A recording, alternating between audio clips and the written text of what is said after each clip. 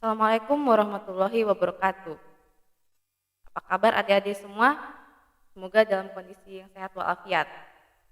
Oke, kita untuk pertemuan kali ini mata kuliah kesehatan hutan masih bahasannya indikatornya sama dengan eh, pertemuan kemarin ya tentang penilaian vitalitas yang kita fokuskan pada bagian kerusakan pohon. Jadi ini adalah bagian keduanya. Kalau kemarin kan kita udah berkata pendahuluannya ya untuk kerusakan pohon bagian pertama. Nah ini kita sudah mulai lebih memfokuskan lagi pada bagian yang selanjutnya tentang kerusakan pohon.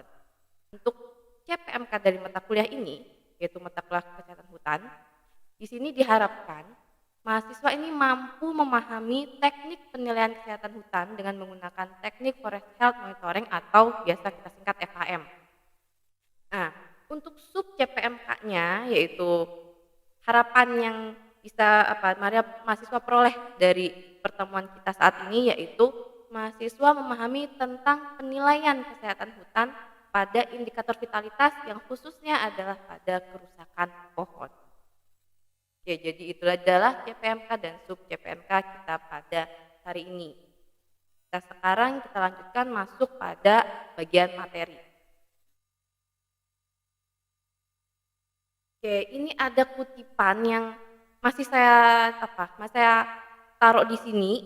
Ini tuh kutipan ini sebenarnya sudah dikutip juga.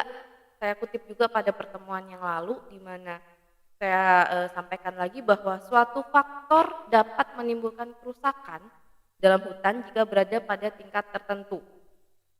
Jadi di sini kan kemarin sudah kita bahas tentang faktor-faktor apa saja sih yang menimbulkan kerusakan pada pohon itu apa saja udah kita bahas kemarin. Lalu kalau misalnya pohon itu terserang oleh satu faktor aja, apakah sudah bisa dicap pohon itu rusak yang menimbulkan kerusakan bagi satu tegakan hutan? Nah, itu yang akan kita garis bawahi di sini, yaitu pada tingkat tertentu. Jadi nanti kedepannya saat kita mempelajari tentang vitalitas ini, ada tingkat tertentu yang nantinya akan kita bisa menjudgment, oh tegakan ini sehat, oh tegakan ini tidak sehat. Oke, jadi ada batasan tertentu ya. Oke, sekarang kita lanjutkan ke slide selanjutnya. Oke, kita membicarakan tentang apa? Kerusakan pohon. Nah, kerusakan individu pohon ini, kita bilang individu ya, maksudnya di sini satu pohon itu sebenarnya tidak memberikan dampak yang berarti jika kerusakan yang ditimbulkan hanya dalam skala kecil. Nah, balik lagi ke slide selanjutnya tadi sebenarnya ada tingkatan di situ. Kalau tingkatannya atau skalanya ini hanya kerusakan kecil, itu adalah hal yang ya normal karena ada interaksi antara pohon dan lingkungan sekitarnya, entah itu dari faktor biotik ataupun faktor abiotiknya. Jadi ada skala tertentu, berapa sih skalanya sehingga dia judgementnya adalah menimbulkan kerusakan bagi satu tegakan. Nah, dari situ itu dalam penilaian untuk mengidentifikasi kerusakan pohon itu, di sini caranya yaitu ada mengamati 3 kerusakan pohon yang utama, dimulai dari bagian bawah hingga bagian atas. Nah, itu apa aja yang diamati?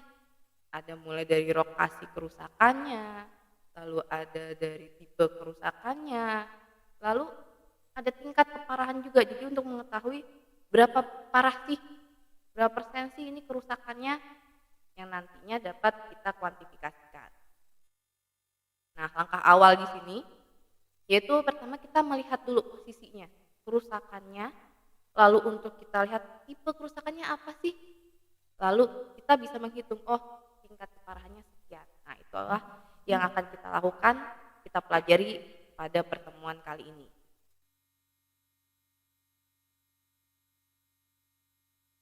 Oke, kita sekarang masuk ke pengukuran kerusakan pohon. Tadi sudah disampaikan yang pertama untuk melaksanakan pengukuran ini kita pertama tahu tentang lokasinya dulu dah. Kita melihat lokasi kerusakannya itu di mana. Nah, untuk memudahkan dalam pengukuran dan penilaian kerusakan pohon itu, ada pendekatan yang dilakukan, yaitu ada kayak membagi satu pohon itu menjadi beberapa bagian untuk memudahkan kita dalam mengukur. Jadi tidak satu pohon langsung dilihat dari ujung sampai ujung, ujung atas sampai ujung bawah langsung, oh ini sekian kerusakannya, tidak. Tapi ada bagian-bagiannya untuk sebagai pendekatan. Jadi dengan pendekatan itu bisa menghasilkan hasil yang lebih valid gitu. Nah, ini ada gambar. Jadi gambar ini ada lokasi-lokasi kerusakan. Ini yang sebelah sebelah kiri ya, saya sebutnya ini ada sebelah kiri ini pada daun lebar. Lalu yang di sini ada bagian-bagian untuk jenis tanaman yang berdaun jarum. Nah, di sini bisa kalian lihat ada disebutkan di sini ada batas-batas di situ, di mana ini bagian akar, lalu bagaimana di mana ini bagian batang bagian bawah, batang bagian atas, lalu di mana posisi dasar tajuk hidup, batang batang tajuk, cabang, sampai dengan daun. Di situ bisa kalian pelajari, bisa kalian lihat untuk bagian mana sih lokasi-lokasinya itu. Jadi lokasi ini nanti saat kalian melakukan pengukuran mengikuti apa yang ada di gambar ini untuk bagian-bagian lokasinya. Nah, setelah kita melihat tadi lokasinya, sekarang kita melihat tipe kerusakannya. Kerusakan ini sebenarnya kan tadi sudah sebelumnya sudah disampaikan bahwa banyak banget gitu kan yang bisa menjadi faktor tanaman itu menjadi rusak.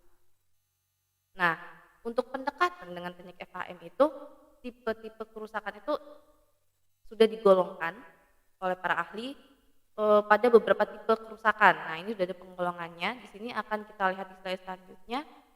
Yang pertama, ini itu adalah kanker. Jadi kalau kanker ini biasa kita lihat kanker batang ya, biasanya kita lihat ada kanker batang, kanker cabang. Nah, ini jadi namanya kanker seperti apa ya? Seperti yang biasa kita dengar ya pada manusia seperti itu. Jadi memang kalau kanker ini kondisinya adalah ada sel-sel yang mati di situ, di mana biasanya ini misalnya kulit kambium yang kemudian diikuti oleh matinya kayu di bawah kulit karena adanya agen penyebab kerusakan. Biasanya ini agen penyebab kerusakannya adalah patogen. Nah, patogen biasanya nempel lalu melakukan penetrasi ke dalam kayu hingga dia mematikan sel-sel tanamannya. Akhirnya tanaman ini terserang sebagai penyakit kanker, bisa batang, bisa juga cabang. Nah, kita lihat di slide selanjutnya ini ada contoh di sini. Ini dari Benny et al 2013 ini ya, gambar ini beliau mengambil pada eucalyptus terricornis. Di sini terserang oleh Botrop diplodia sp. Ini adalah penyebab kanker batang ya pada eucalyptus ini. Dimana kalau di sini nanti saat kalian di lapangan kalian bisa melihat nih, ada tanaman yang dia ciri khasnya ada kulit batang yang pecah-pecah, lalu dia ada warna bisa warnanya kemerahan, bisa juga sebenarnya kalau di lapangan agak kecoklatan gitu. Lalu kulit batang pecah-pecah, ada keluar lendir, kayunya mengelupas yang akhirnya lama-lama jika dibiarkan dia akan mengering. Nah, ini dia di judgementnya sebagai kanker pada tanaman. Kalau misalnya dia pada batang berarti adalah kanker batang. Jadi tipenya adalah kanker jika ciri-cirinya seperti ini. Lalu kita lihat yang selanjutnya. Oh, ini ada lagi. Kalau tadi kanker batang, ini kanker cabang. Kalau ini di akasia, di Akasia auriculiformis. Nah, kalau di akasia ini, kanker cabangnya ini dia di sini disebabkan oleh Curvularis sp. Gejala serangan yang dilihat di sini ada benjol-benjol, pecah-pecah, pada daerah cabang itu mengering. Jadi dia memang ada rata-rata dia pecah ya, pada bagian kulitnya itu pecah-pecah, mengering, dan kadang dia mengeluarkan lendir juga. Ini adalah ciri khas dari si kanker itu, entah kanker batang maupun kanker cabang. Oke, setelah kanker kita lihat yang lain lagi ada apa? Oh, ada kong atau tubuh buah ya. Nah, ini kalau ngomongin Kong, ini biasanya, adalah pada patogen juga, yaitu jamur atau fungal atau fungi ya biasanya ya, atau fungal Kong dibilangnya. Nah, ini contohnya yang paling gampang nih, kita buka slide selanjutnya, nih ada contoh di sini. Ini biasanya nih, apa ya, sering banget kita temui di tegakan akasia. Jadi si Ganoderma ini, dia sebenarnya cakep ya kalau dilihat gitu, dia kayak kipas gitu. Tapi ternyata si Ganoderma ini dia menyerang pada jaringan tanaman, menginfeksi si tanaman, yang akhirnya dia itu tanaman ini bisa menjadi layu, menguning daunnya, dan ujung-ujungnya dia bisa berakibat kematian pada tanaman. Nah, jadi kalau menemukan tubuh buah ya namanya ini, tubuh buah seperti ini, silakan untuk kalian masukkan dalam tipe Kong atau tubuh buah. Biasanya pada jamur, disebabkan oleh jamur. Selain Ganoderma, banyak lagi jamur-jamur yang lain yang biasanya dia terlihat tubuh buahnya. Karena biasanya kalau selain sebenarnya jamur tuh bisa tubuh buah, bisa spora ya, tapi banyak juga jamur-jamur yang saat kita ke lapangan teridentifikasi tubuh buahnya itu cukup banyak juga sebenarnya. Nah, setelah itu ada luka terbuka. Nah, kalau luka terbuka itu dia itu luka, jadi luka pada tanaman ini, di mana kulitnya itu jadi pengelupasan. Kayu bagian dalamnya itu terbuka, tapi nggak ada lagi lapu lanjutannya. Jadi sudah dia mengelupas, lalu tidak lapu. Nah, kalau biasanya masih ada lapu-lapu lanjutan itu, biasanya kalau dia basah itu malah arahnya ke kanker kalau basah. Karena kanker juga dia ini ya, apa namanya, pecah kan dia kulitnya itu. Nah, untuk luka terbuka ini dia itu kalau pada pohon memang bisa disebabkan oleh misalnya kegiatan manusia seperti ada pemangkasan, lalu pemotongan apa namanya, daerah di sekeliling pohon. Satwa liar juga bisa misalnya ternak ya, satwa liar atau ternak juga bisa mengakibatkan luka terbuka pada tanaman atau pada pohon. Oke, selain luka terbuka ada lagi batang pecah. Nah, batang pecah di sini bisa kalian lihat gambarnya di sini, di batang tanaman yang dia mengalami pecah gitu kan, entah itu disebabkan oleh petir atau kegiatan manusia juga bisa. Oke, selanjutnya ada serang rayap. Rayap atau ada yang nyebutnya anai-anai. Ini merupakan salah satu hama utama bagi kayu. Sebenarnya ini kayu hidup ya, hama juga, kayu yang tidak hidup juga sebagai hama. Tapi di sini kalau kita melakukan FHM berarti pada kayu yang hidup. Nah, kalau serangga ini, si rayap ini dia tuh biasanya berkoloni hidupnya, lalu memakan bagian-bagian kayu yang akhirnya dia pasti menimbulkan kerusakan bagi si kayu tersebut. Biasanya sih kalau rayap ini dia itu butuh tempat yang stabil antara suhu dari sarang si rayap dan juga adanya keseimbangan antara kadar air yang mana ini mempengaruhi dari kehidupan si rayap ini sendiri.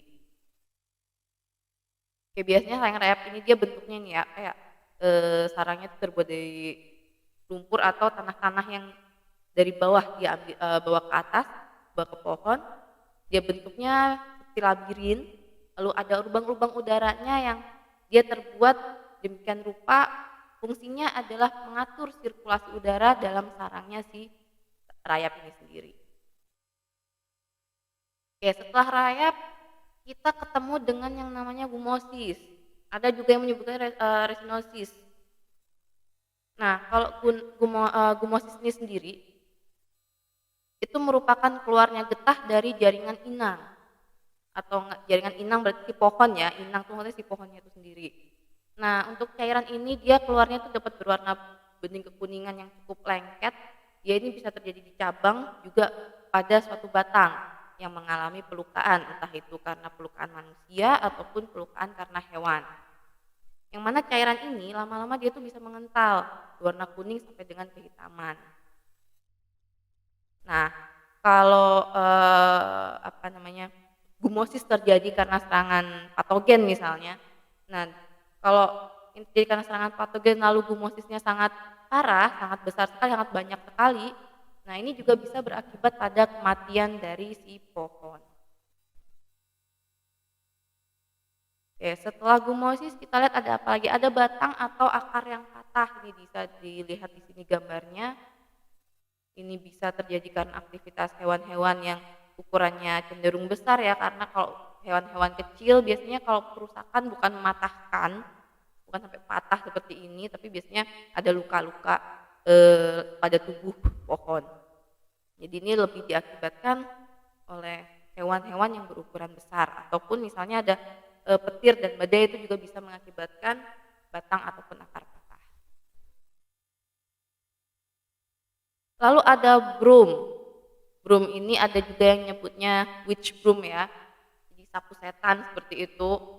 Nah, ini tuh kondisi di mana tanaman berkembang tunas-tunas yang menjadi ranting-ranting rapat disertai hambatan perkembangan internodus. Jadi di sini kalau kalian lihat contohnya di sini ada witch broom ya dari Celtis sp pada ini adalah apa, Palmer 2015 ya, dari Palmer 2015. Lalu witch broom pada Albizia lebec ini yang penelitiannya oleh Salari dan Azazbar 2019.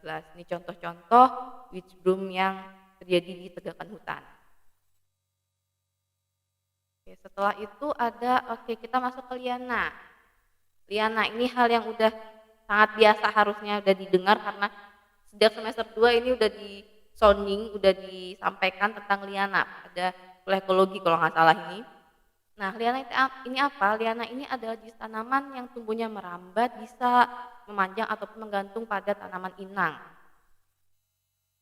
Nah, dalam pertumbuhannya si liana ini dia memerlukan kaitan atau objek yang lain agar dapat bersaing mendapatkan cahaya matahari. Nah, di sini kenapa liana bisa mengakibatkan kerusakan? Persaingan inilah yang menyebabkan nantinya liana dapat merusak tanaman yang lain, karena kalau persaingan pasti akan ada nanti mana yang hidup dengan baik, mana yang tertekan. Nah, kalau misalnya liananya dia menang, berarti tanaman utamanya dia menjadi tertekan dan akhirnya rusak, ibarat kata seperti itu, mengalami kerusakan pada si pohon ini.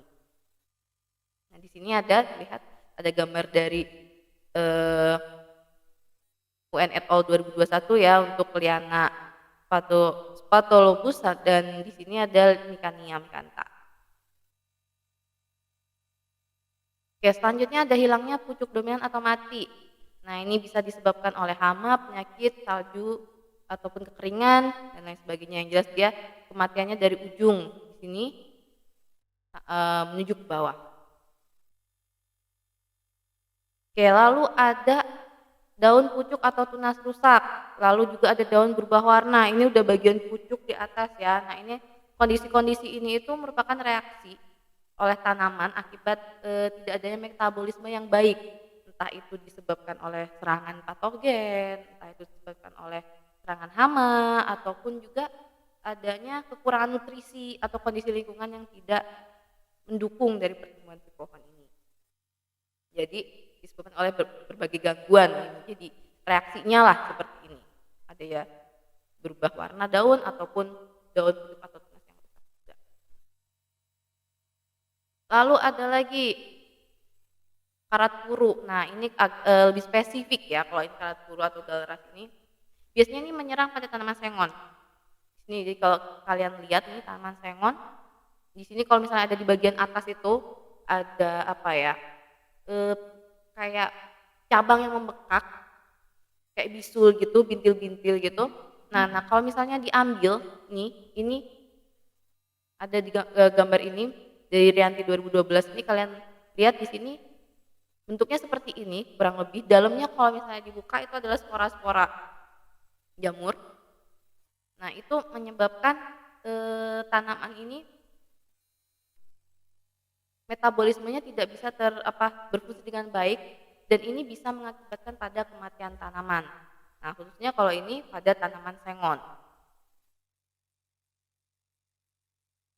Oke, itu tadi adalah tipe-tipe, jadi tipe-tipe kerusakan tanaman.